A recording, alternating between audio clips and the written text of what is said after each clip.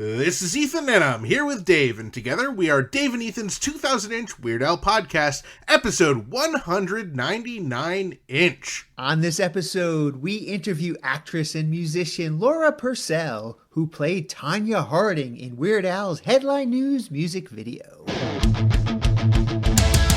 It's Dave and Ethan's 2000-inch Weird Al podcast. It's a podcast about Weird Al. It's Dave and Ethan's 2000-inch Weird Al podcast. Seriously, the whole podcast is about Weird It's Al. Dave and Ethan's 2000-inch Weird Al podcast. You don't have to listen, but we're glad you are. Dave and Ethan's 2000-inch Weird Al podcast.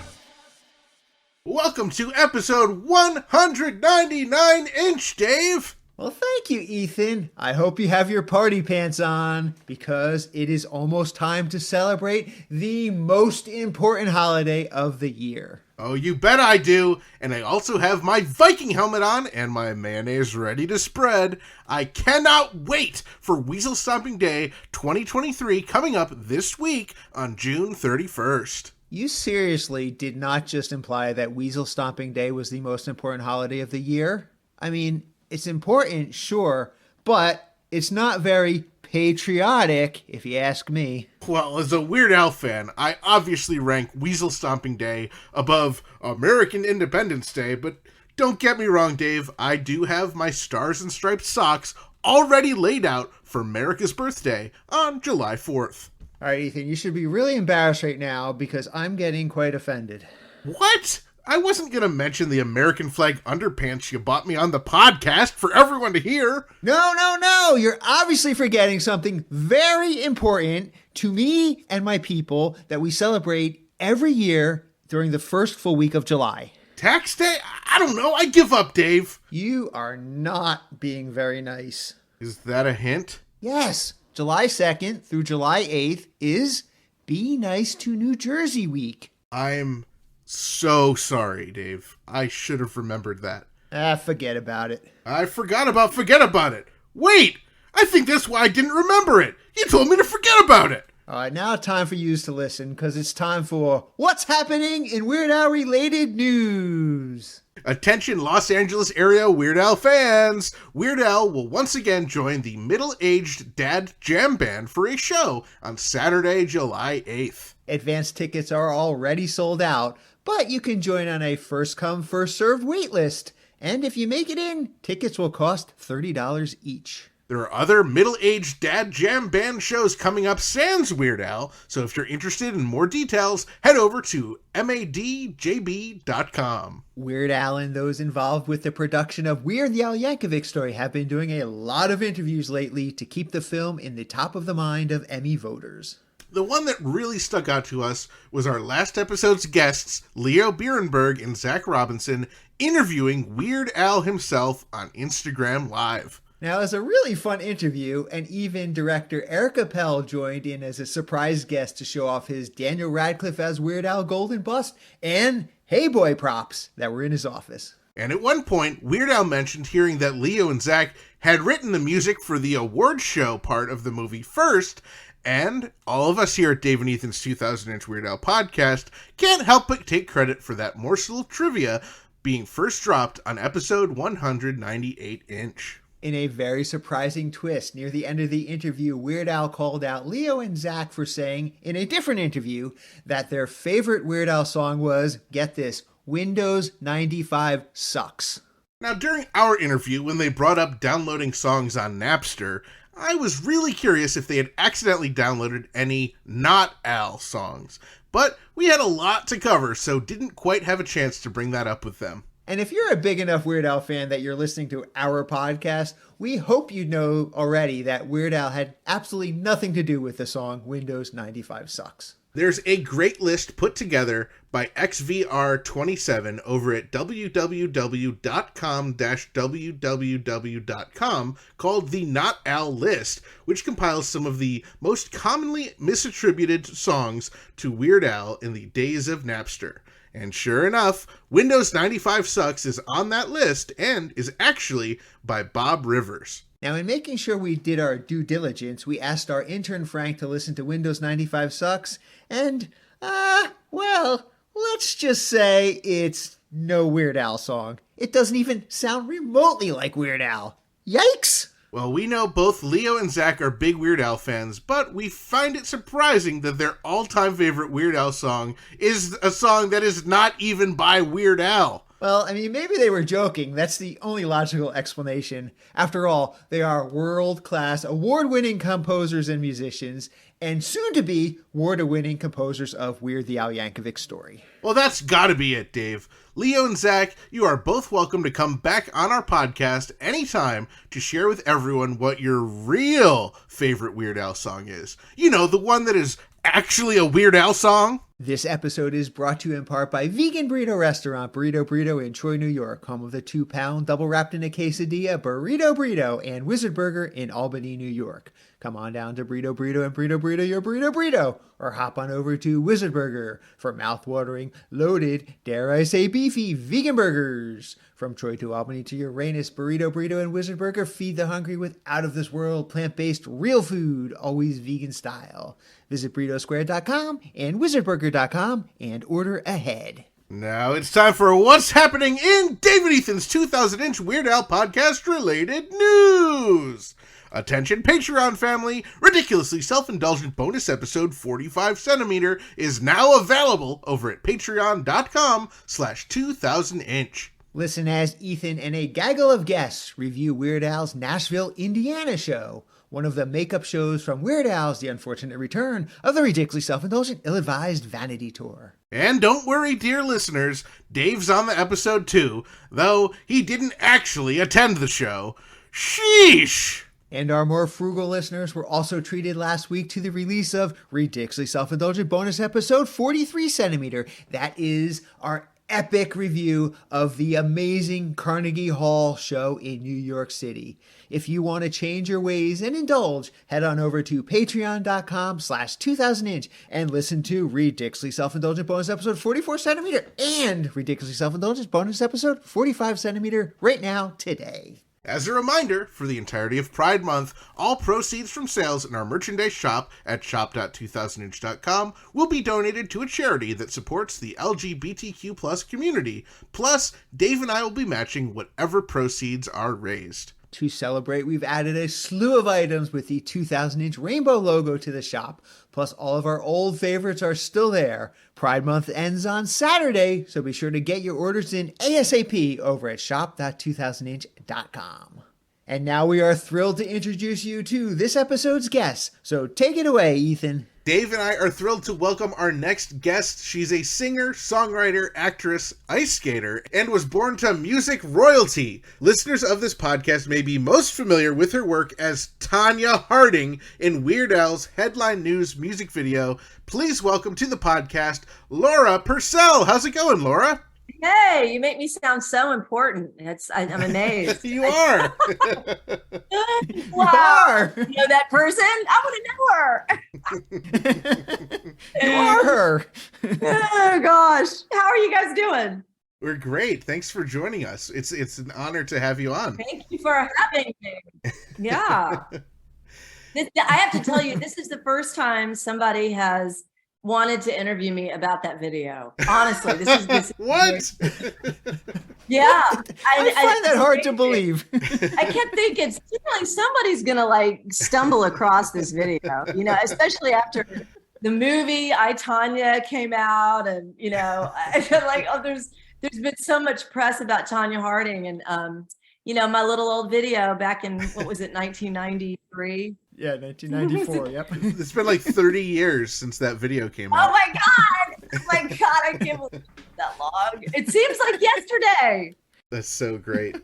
Well, before we get to, because we have so many questions about the video and the ice skating, but we got to talk about, you know, your father, the music royalty, the legendary pianist and composer, Bill Pursell. Can you just tell us a little bit about him for people who may not be familiar with him because they're such big Weird Al fans and they don't know anything else about music? Yes. Yes, absolutely. My dad was an arranger, composer, pianist, all-around musician. He was an educator. He taught at Belmont University for 37 years, but people mostly know him for his hit record in 1963. It was called Our Winter Love. It was an instrumental hit it was a very romantic, kind of cheesy song that people fell in love to back in the early 60s. And it reached number 9 on the Billboard Hot 100. And Incredible. yeah, so that really kind of made him, famous locally. And he was signed to Columbia Records, and he did a follow-up album to that. And he was also a sideman for all of the Music Row legends. He worked with Johnny Cash, Patsy Cline, Chet Atkins, Marty Robbins, Jim Reeves, Brenda Lee. He even was on Bob Dylan's record when he came to Nashville. Wow. Joan Baez, Dan Fogelberg, the list goes on and on and on. Dad, he couldn't even keep track of how many people he had recorded with because he was in the studio. Yeah, it's incredible. So he's kind of an important dude. He was amazing, and he was funny, and he was a great storyteller. And if he were alive right now, he would want to do this podcast with me, and he would take over and tell stories. He would. He loved telling stories, especially about the old days in the studio. And he was just so funny. I just miss him terribly. So that was my dad. Yeah, thank you for telling us about him. Later in the interview, we'll be talking about this really cool album that you worked on and how it connects your parents and your father. So we'll leave that little teaser there. Yeah. So, I mean, it's pretty incredible that you do singing, you do acting, you're also an ice skater. How did you get into all of these different, professions and hobbies and different art forms? I'm basically an insane person, and I all I can tell you, I grew up in Nashville, Tennessee, and while other kids were swimming and playing tennis and all that, I was ice skating. And don't ask me how, because nobody ice skated in the city. Like it's Nashville, Tennessee. Right? How do you make a transition from Nashville, into ice skating? That's not the first place I think of when I think of ice skating. What happened? My dad was looking for activities to keep me and my brother occupied. So when I was 9 years old, he signed us both up for ice hockey downtown. Oh, and at the time, I didn't know what ice hockey was. I was like, okay, I'll do it. So we go out and we buy all this equipment, the pads, the skates, the hockey stick, the helmet, the face grill, all this awful stuff. And I got thrown into this team, and I was the only girl. I was the only girl. They did not have girl teams at that time. And it was tragic. I was horrible. They benched me all season. They wouldn't let me play in any games. I didn't want to play. I was grateful that they didn't put me on the ice because I hated it so much. And my team won the championship because I wasn't playing until the very last game.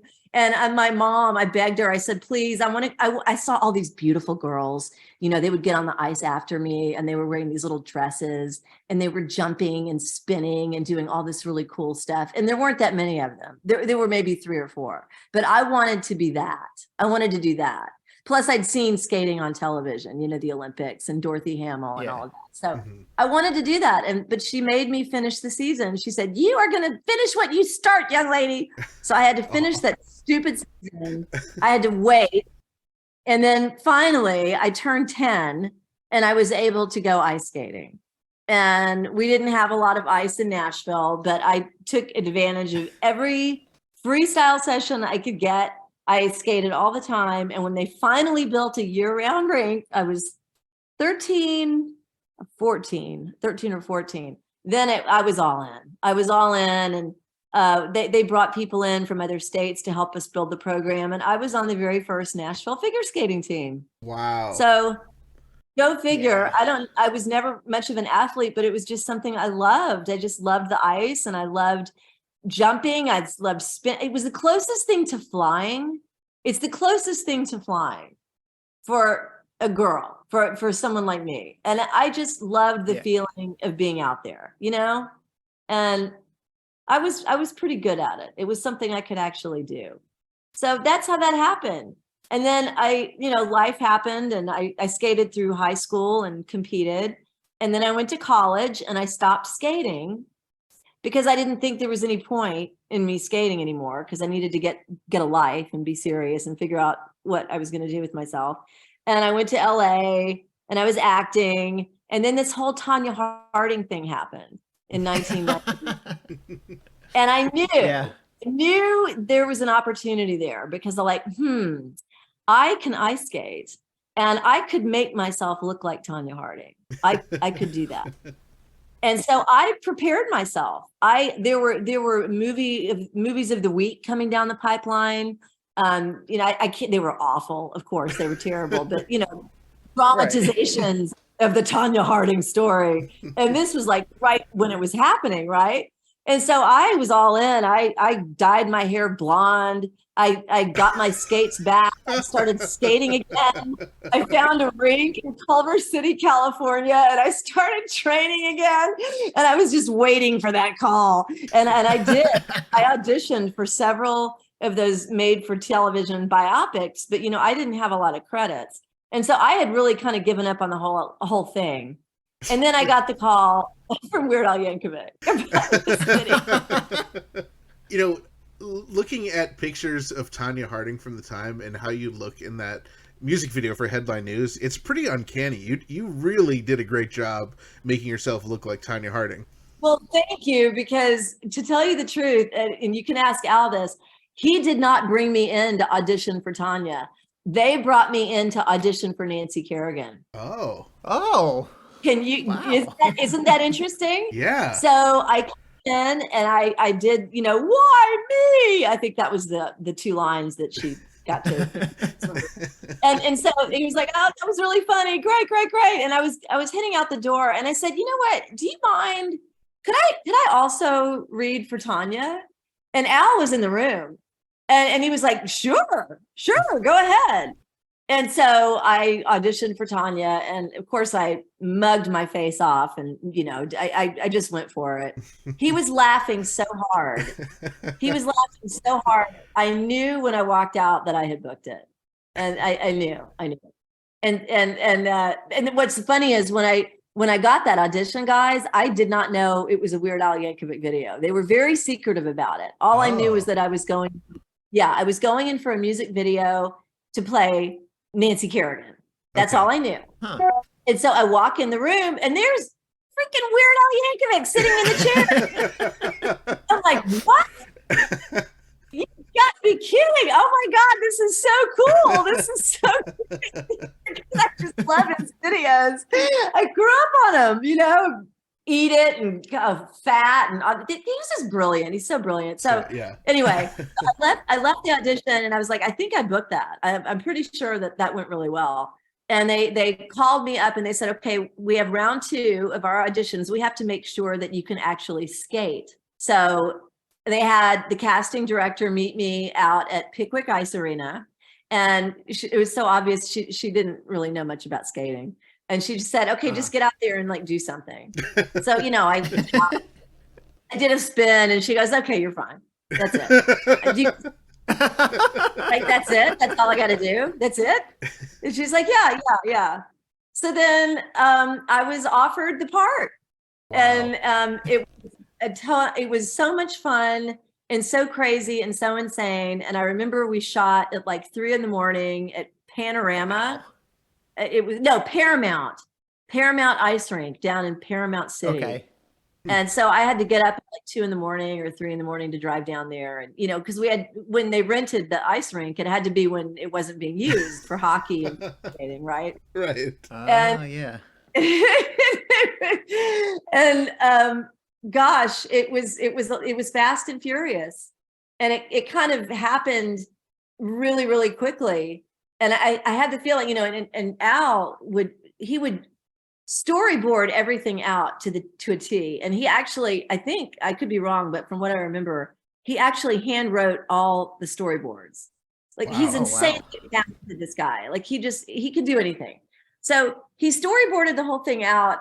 But nobody really knew how we were going to do the thing about blowing smoke out of my ears. I was going to ask you about that. So funny.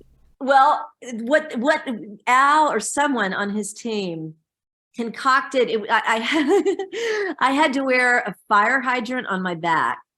It was a fire hydrant that blew steam.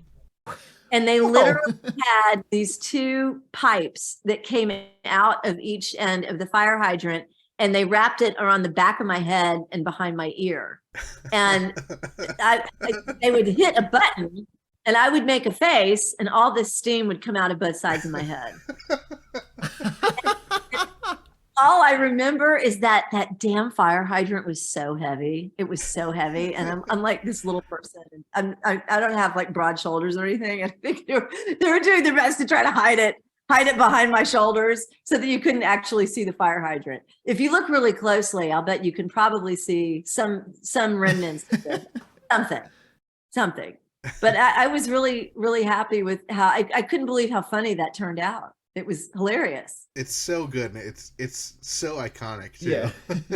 It was great. And it's interesting when you do a video like that with people who don't skate and they're trying, and you know, Al's not an ice skater. So he's trying to tell me what to, you know, how to do this. And he didn't understand, you know, when you do a spin, you can't just stop facing the camera. He's like, I want you to do a really, really fast spin. And then you stop in front of the camera. And I'm like, I'm going so fast. I don't really know where I'm going to stop, you know? So I did it over and over and over and over and over again until finally I must have landed somewhere near where he wanted me to land to stop. And what he ended up doing was he sped up the tape. So it looks like I'm actually I was spinning faster than I actually was. Right. So when you see me whirling like a dervish, I had to do it slow. I told him I have to spin slow. If you want me to stop where you want me to stop, I have to be able to see where I'm stopping. So I can't do that if I'm spinning like a, you know, banshee. So they slowed me down and then he sped it up. So that was kind of interesting.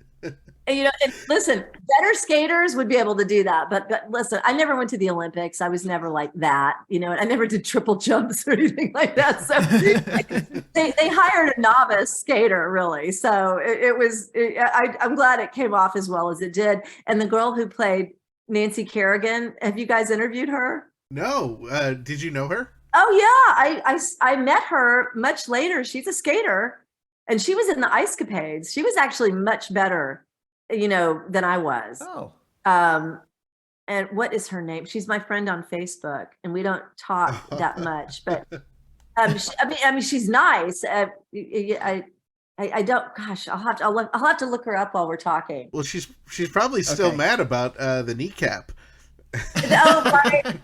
Right. You know what? Actually, she was really super cool. When we had to do that scene where we're rolling over on the ice and I'm punching her in the face, and I'm actually punching a dummy.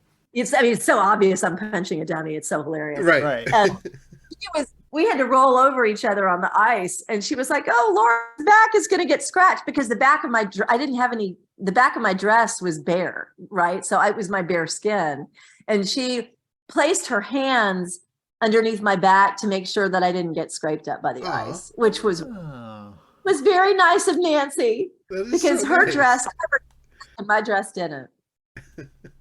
Yeah. It just little things like that I remember. And then when we did that scene on the stage at the very end where we all come waltzing out on the stage. Right. And we take our bow. I remember we were holding hands, and it was my idea to break, you know, I let go of her hand. Right. I'm still angry. Rip it away. And Al was like, keep that. That was great. Keep that. So that was it. I mean, there's so many stories. What else do you want to know? I mean, I wrote it all down at the time. I did. A friend of mine said, Laura, you're going to want to write all this stuff down because this is pretty iconic, you know. It is. It really was. And I didn't understand how cool it was until after I did it, you know. And of course, I was in acting classes at the Beverly Hills Playhouse and everything was very serious. And when I booked this job, they were like, oh, that's not real acting. It's a video. Yeah, they kind of poo-pooed it. And I was like, you know, you're gonna eat your words because I'm gonna be on MTV. Right. And in 30 years, Dave and Ethan's 2000-inch Weird Al podcast. Right, exactly. All these years later, 30 years later, I'm still talking about it. That was fun. Who else have you talked to from the video? We've had quite a few people actually from the Headline News video on our podcast. Judy Tenuta, for one, was a guest of our podcast. A couple people who were actually in the scene where they hold up the numbers, giving the ranking. A few of those people, one of them was, I think, Weird Al's publicist at the time. Another one was the record manager, Tad Dowd. They got their cameos. Yeah. So they cool. were in there. That's quite a few. Obviously, everybody in the band as well. Right, and Weird Al and Dr. Demento and Dr. Demento. The guys in the band, so cool, and everybody kept telling me when we were, in makeup and getting ready and costume and all that stuff. Everyone said he is the nicest person to work for. Everybody told me that. Everybody across the board, and he same people. He used the same crew for everything for years. He had the same band.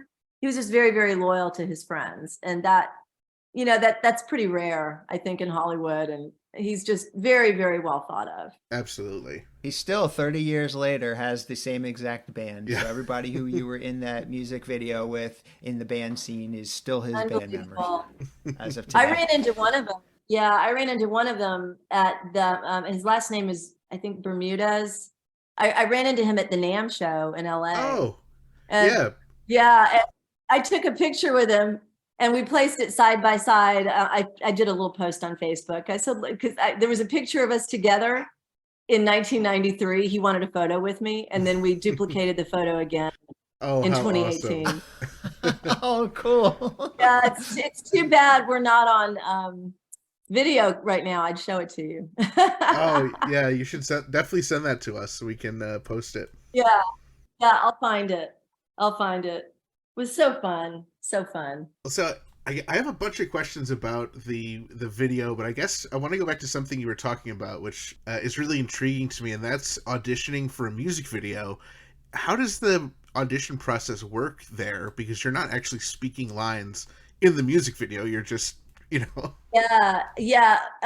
It was basically an improv. From what I remember, it was a small room, and I walked in, and they were like, "Here's the situation. You're Nancy Kerrigan, and you just got hit on the kneecaps, and what are you, and just you just had to act." It was doing improv. So I was like, "Why me?"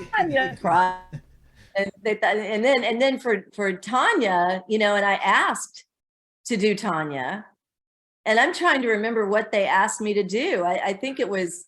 I know it's one of the scenes where I absolutely lose my mind and I'm enraged, and I just blew my top. I just was like, just and I have a very rubbery face anyway. I have a very expressive face, and so I popped my eyes, and Al was sort of like, "Oh my God, that's really scary." It was funny. It was all improv.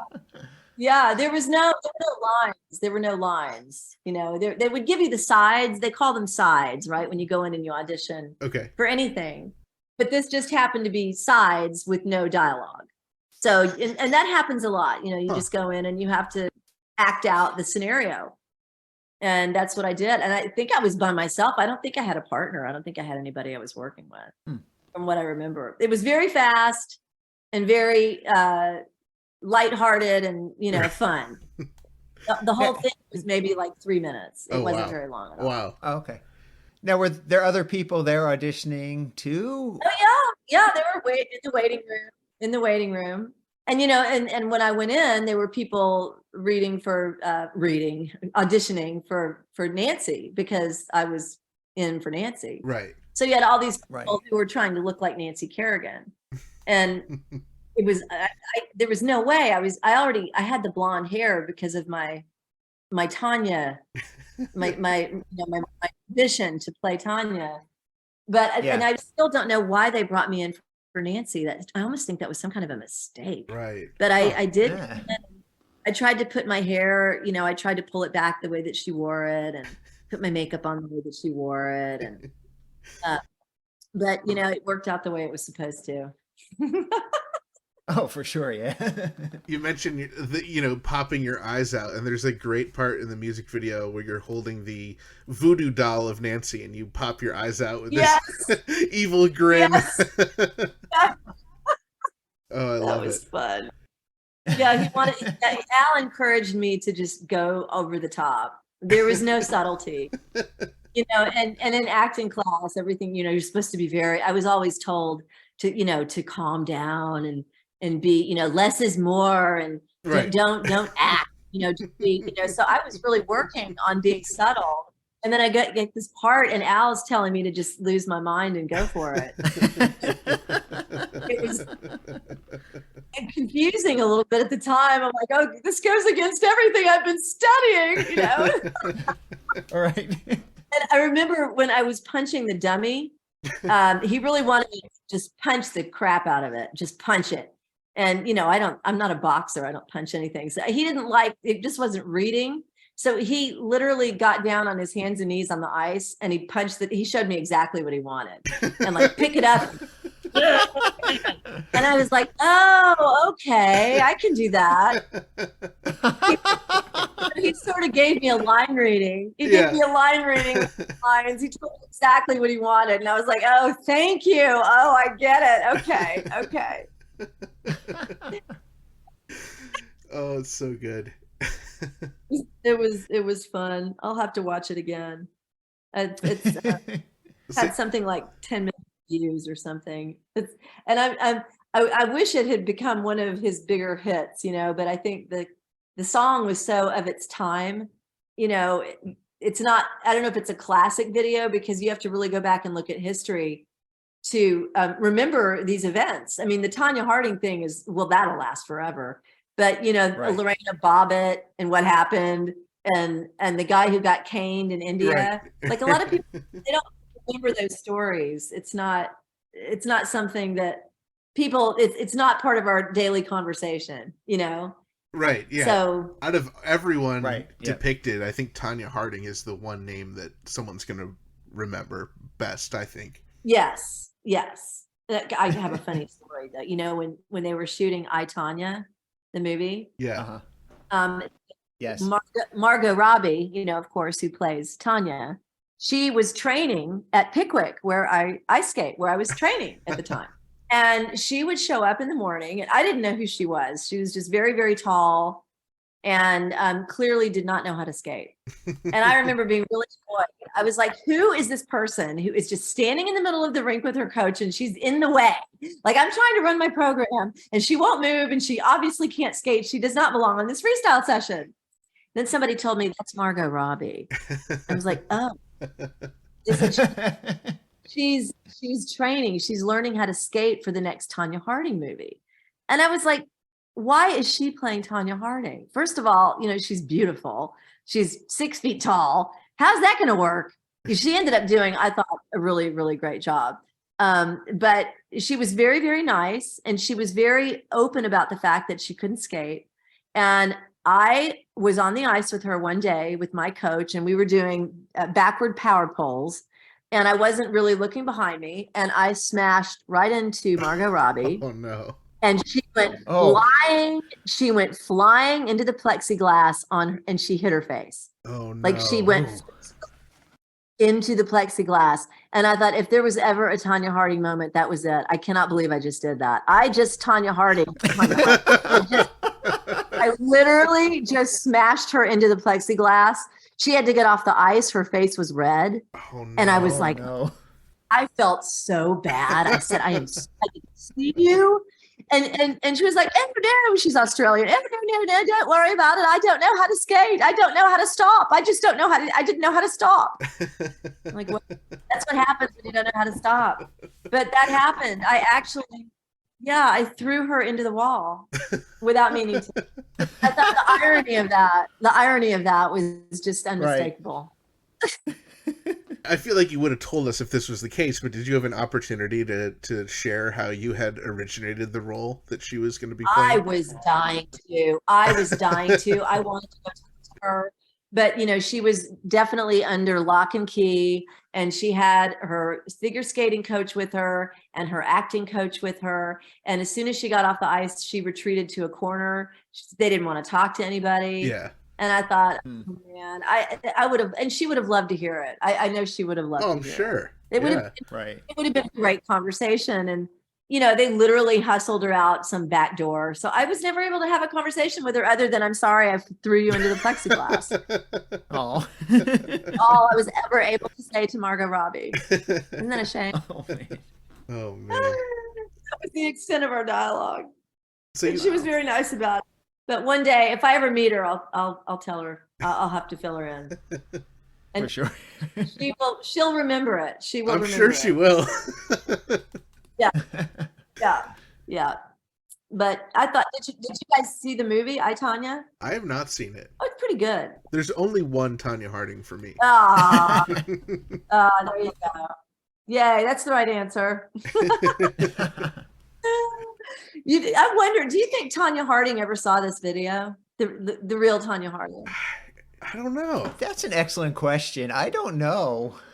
I think there was so much going on with Tonya Harding. I mean, obviously it was a huge story back in 1994.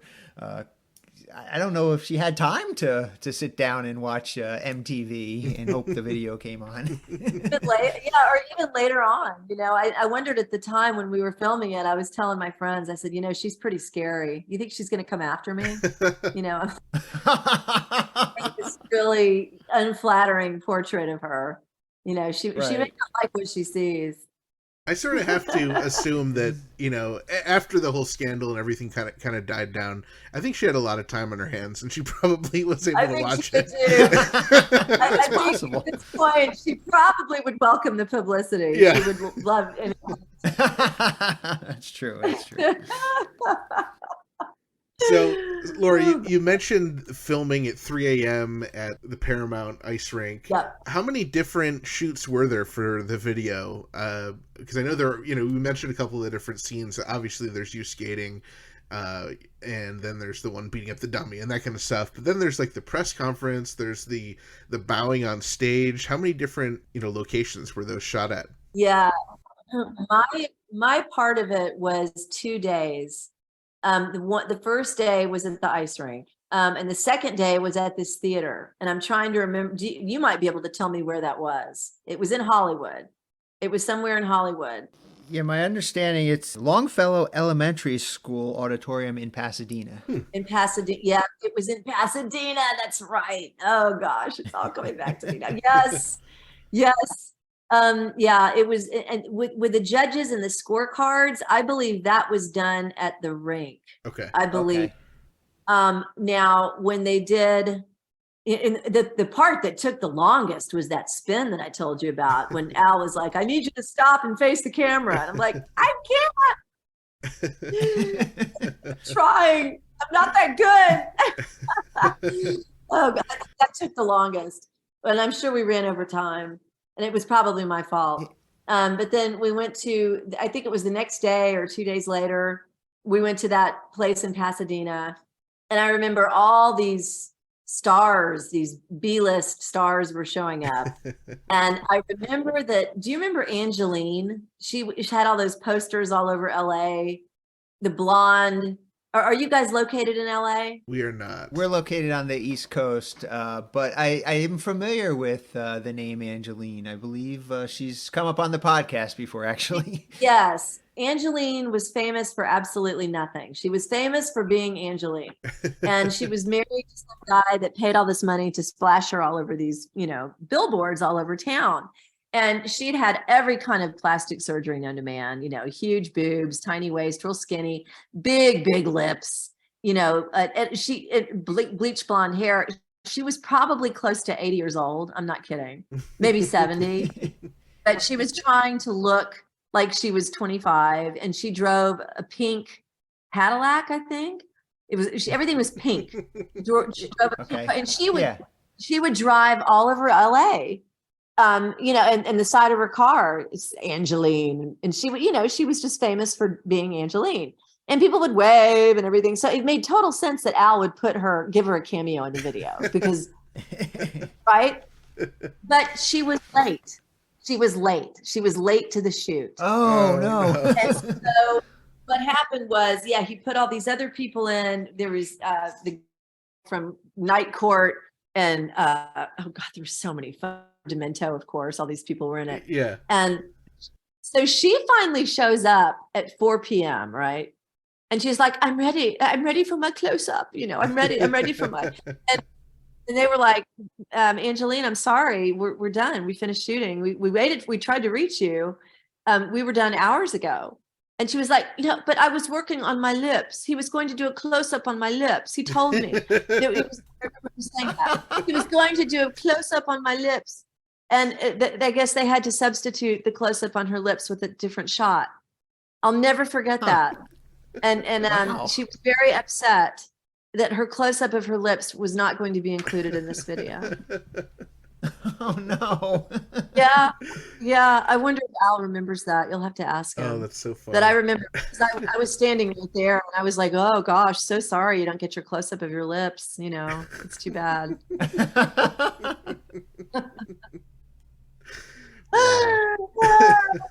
Wow. And I just remember that second day at the theater, it was a lot of chaos and mayhem because there were so many people, and they had all the people. You remember at the very end when they're walking out of the theater, and I remember Right. they did that several times. My job that second day, I didn't do as much. Really, all I had to do was stumble up on stage and take a bow. Right. But now, I don't know if you guys noticed continuity. Did you notice that? I know where you're going with this. Yes, I noticed.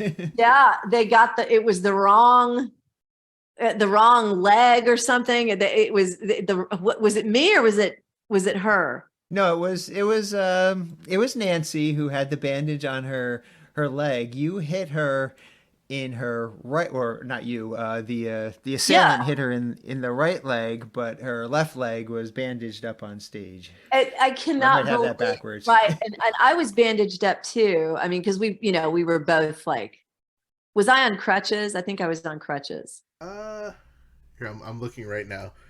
She definitely has a crutch. Yeah. I don't see a crutch for you. Okay, I was definitely banged up. Like I had a black eye.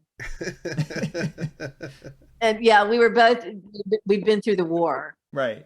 And you're still on stage wearing ice skates, which is great. Yeah, right. Exactly.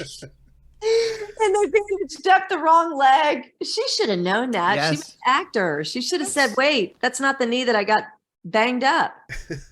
Right, yes, it's just she got banged up in the right knee, and up on stage, her left knee is the one that's bandaged. Yeah, and I'm surprised Al didn't catch that. I was really surprised. But you know what? I didn't catch it until somebody made a comment about it on YouTube. Oh. It's like, oh my God. Yeah. I think it took me several watches before I noticed that as well. But yeah, it's interesting that little continuity error exists. Yeah, that was a major epic fail from the wardrobe. Well, I'll give them, the benefit of the doubt. When you do push the push pin in the voodoo doll, you put it into the left knee. So maybe they were just going based on the voodoo magic. Oh. Maybe that's. It wasn't the pipe, Well, it was no. the voodoo. The voodoo doll. The voodoo doll, yeah.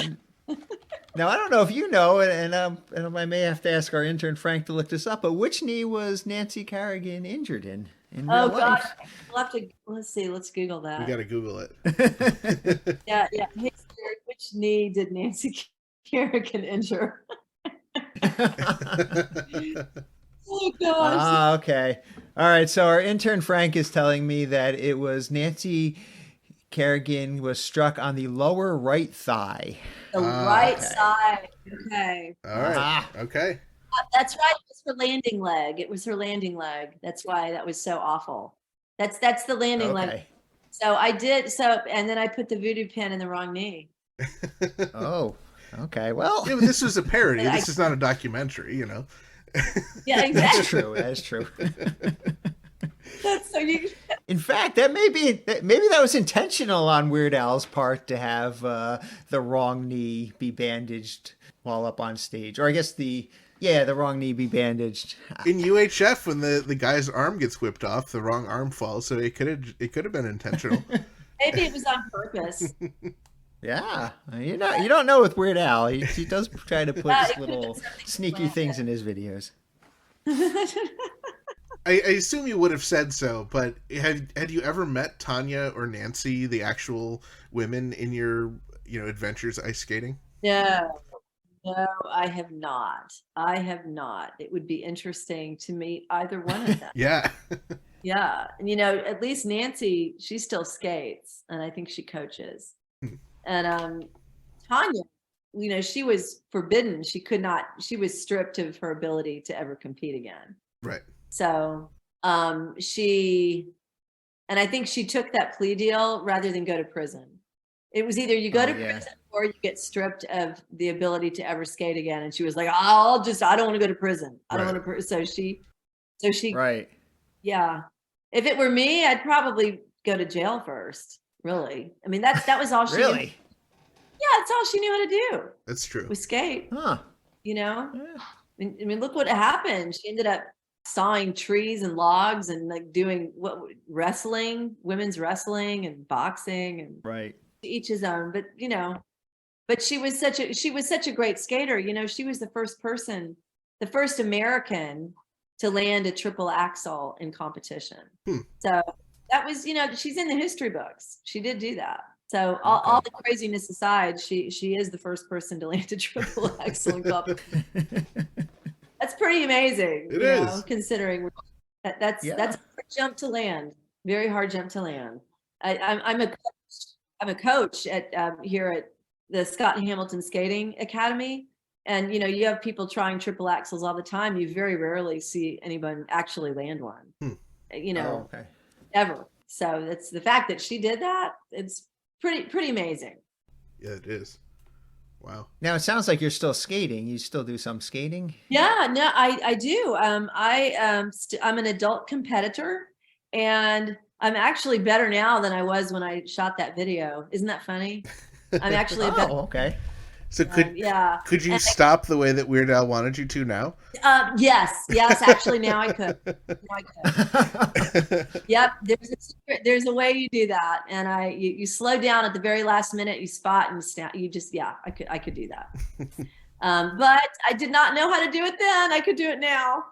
So I compete on the adult national championships, and I just I will tell you that I was in Salt Lake City a month ago, and I actually, in my, it's divided by division and age category. And I skated against 20 women in my group, and I placed first. I got the gold medal. That's incredible. Congratulations. That's awesome. I'm very, very proud of that. And I did it with an injury. I had really injured my rotator cuff, and I was recovering from a broken wrist. And on my left hand, and I'm left-handed. So the fact that I was able to do that injured and still win by a pretty wide margin was amazing. I'm just, I can't believe that happened. I think my dad was channeling something. I think I think he helped me from the great beyond. That was just bizarre. But I came home with my gold medal. That's so cool. Well, that's a good segue, because we wanted to ask you about this new album you have, Lost in Time, and it's a really touching story how it all came to be. Yeah. I was working with my dad. I started singing back in the mid '90s after this video with Al. Actually, I started singing, and my dad, of course, was this incredible, legendary musician, and I think I never would have started singing if I had stayed in Nashville, because he was very intimidating, his talent and, his personality and everything. I think I needed to get away to spread my wings and discover that I actually could do something on my own. And as soon as Dad realized that I could sing, we started recording together, and we did, 5 CD albums together. And we were working on our final project in 2019. My mother had died of vascular dementia and Alzheimer's in 2018. She had just died. And so Dad wanted to do an album in her honor. He wanted this to be a tribute to my mother. So he wrote a beautiful tune called Lost in Time. And it was for my mom. And we decided, well, Dad said, look, I'm 93. This is obviously going to be my last recording. Let's really do this right. Let's do this. So we went into the studio. We recorded 2 more tracks. We recorded Sweet Dreams by Patsy Cline. And my dad was on the original Patsy Cline recording back in 1963. So that was amazing. Oh, okay. And then we did a blues tune called Motherless Children. So we did our 3 tunes, got them in the can, and we were looking for more songs, and we had chosen some more songs. And then COVID happened. That in December of 2019, right, literally a few months after we had been in the studio.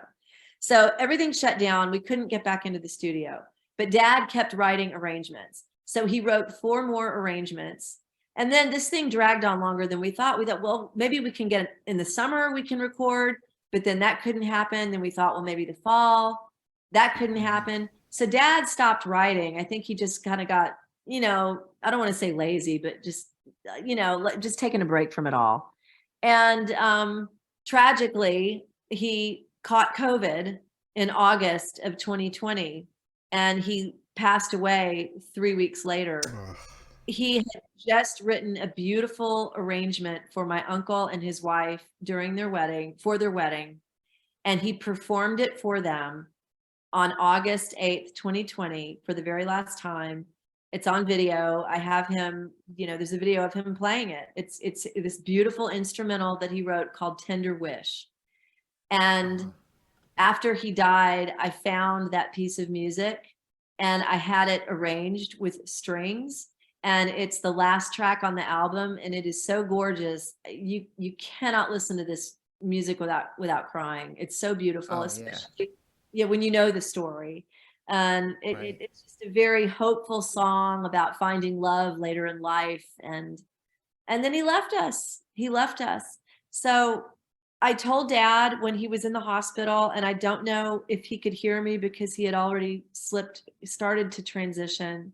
And they let me in his room with a hazmat suit. It was just so awful. The whole thing was so awful. I wasn't able to hold him or touch his hand or anything until he was literally slipping away. And I had the hazmat suit on, and I was playing music and singing to him. And I held his hand and I said, I promise you, I am going to finish this record. I'm going to finish it. And I hope he heard me. And I somehow managed to do it. So it took me a little while because I was just grief struck. I was just inconsolable for so long. And we finally pulled it together, got his arrangements together, filled it out with a couple of more songs that he had already written. We got those arrangements written. So we ended up with 10 songs, and we recorded it in Nashville last year. So I did a show in Los Angeles at the Hard Rock Cafe with Lisa Gibbons about 3 weeks ago. And we're doing another show in Nashville on June 15th. And by the time this airs, I'm sure the show will have already happened.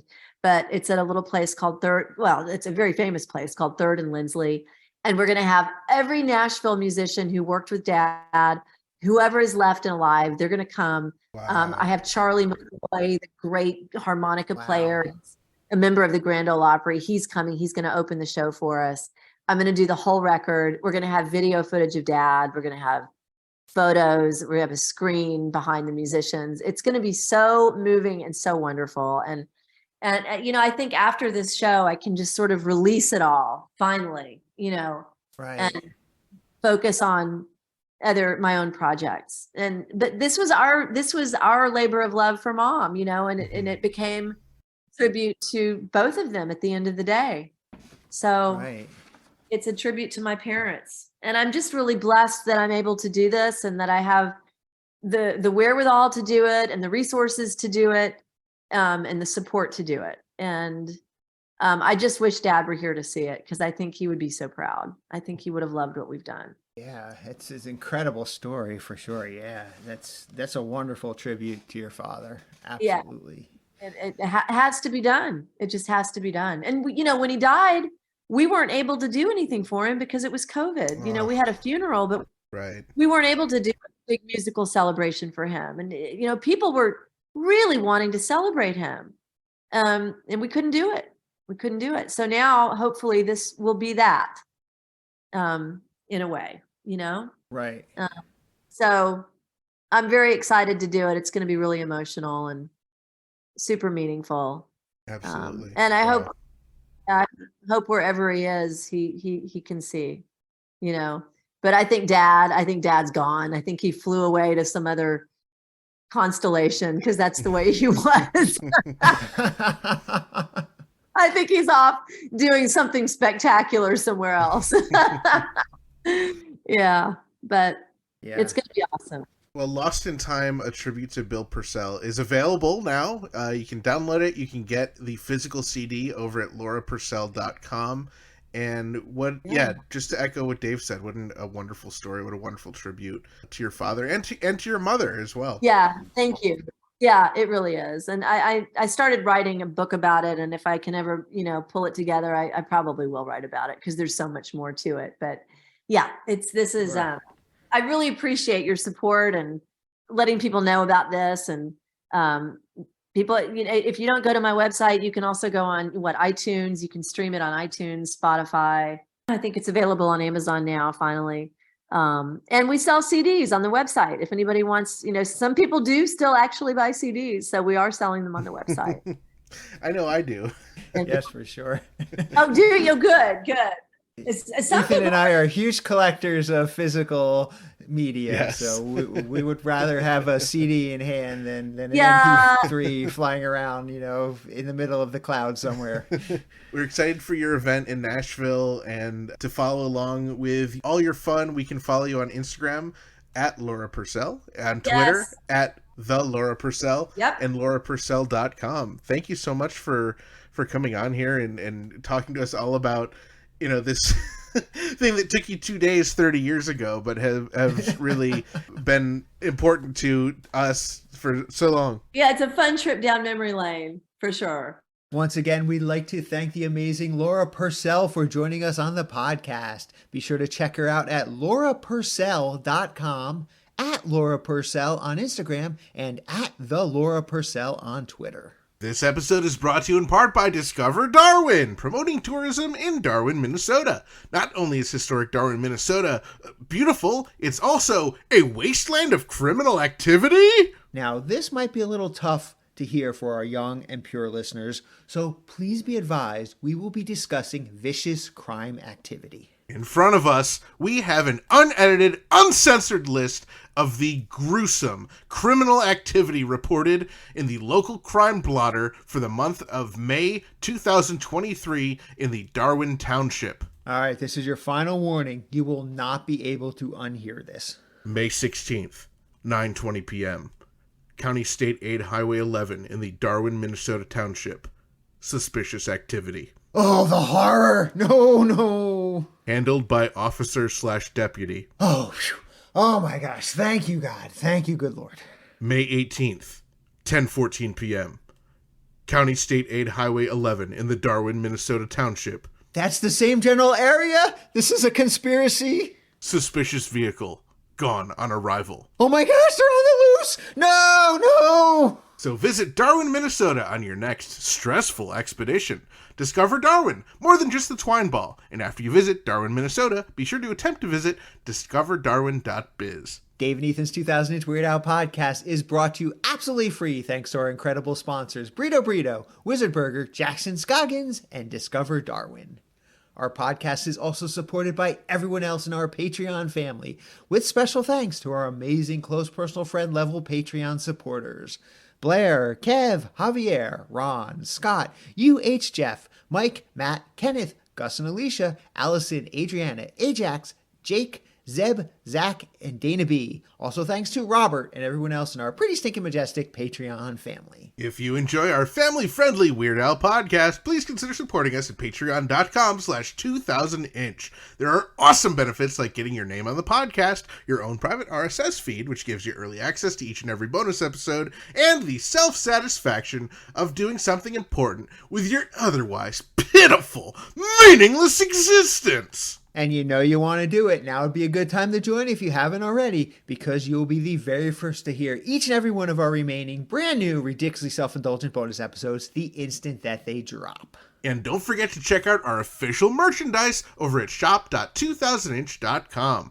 While you're there, check out our newest line of Pride merchandise. To celebrate Pride Month, all proceeds from sales in our shop during the month of June will be donated to a charity that supports LGBTQ+. There's only a few more precious days left in June, so stock up now and you can support a good cause. Our friend and sponsor Jackson picked up a 2000-inch Pride Premium tank top and shared their picture over at group.2000inch.com. And our close personal friend UH Jeff recently shared with us pictures of his brand new 2000-inch Pride mug and 2000-inch Pride tote. Thanks to Jackson and Jeff and everyone else who picked up Pride merchandise so far this month.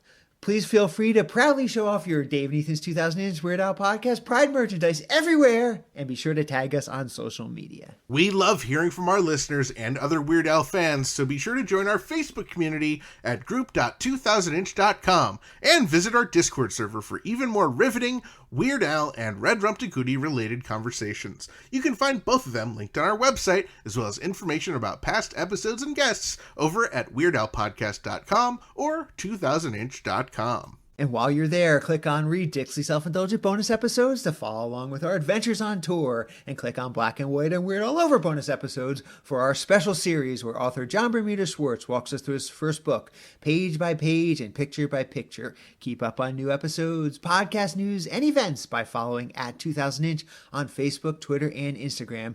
And be sure to subscribe everywhere you listen to podcasts so you do not miss a single episode. Not only does subscribing help the podcast, but if you do not subscribe, then the next time you order a Diet Pepsi with your DoorDash order, they will send you a Diet Coke instead. Plus, we also love it when we receive voicemail via our official, patent-pending, 27-hour-a-day podcast hotline 347 Spatula, as seen in the Illustrated Al.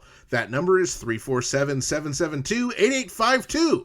Give it a call, and you might even hear your message in a future episode. Thank you once again to our guest Laura Pursell for joining us this episode. We also wish to thank Harlan Bowl, XVR27, Jackson Scoggins, and UH Jeff Nucera. We also wish to thank the Grammy Award-winning Jim Chemo West for our incredible podcast theme song. And a big thank you to Weird Al Yankovic, as this podcast would probably not exist without him. Also, a big thank you to all of you, our loyal listeners, subscribers, Patreon supporters, and sponsors, and everyone else who makes our podcast possible. Thank you for choosing Dave and Ethan's 2000-inch Weird Al podcast. And until next time, remember to gill and chill, keep listening to Weird Al, and stay cheesy. We'll see you on the next episode, episode 200-inch. Well, Dave, the big holiday's coming up. What do you have planned for Be Nice to New Jersey week? Well, I'm already nice to New Jersey every day. Yes, I can see you're quite proud of New Jersey, but do you have any tips for us outsiders? Well, for one, nobody says Joyzy. That's just stupid. And also, we're not just highways and diners. New Jersey's nickname is actually the Garden State, and that's because we have many amazing farms and are very well known for our incredible corn and tomatoes. Wait, how would you know? You don't even eat tomatoes, Dave. Forget about it. Oh, okay, I forgot about it. But I heard that New Jerseyans are pizza and bagel snobs. Is that true? Yeah, okay, well, that one's true. But just do not bring up the whole pork roll versus Taylor ham debate. And Snooki. She wasn't even from New Jersey! Okay. But is it true that everyone from New Jersey is in the mob? Hey, you got a problem with that?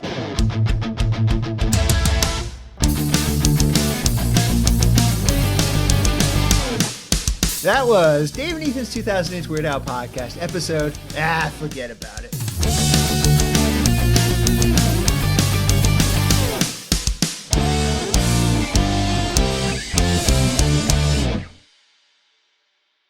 I was never able to have a conversation with her other than, I'm sorry, I threw you into the plexiglass.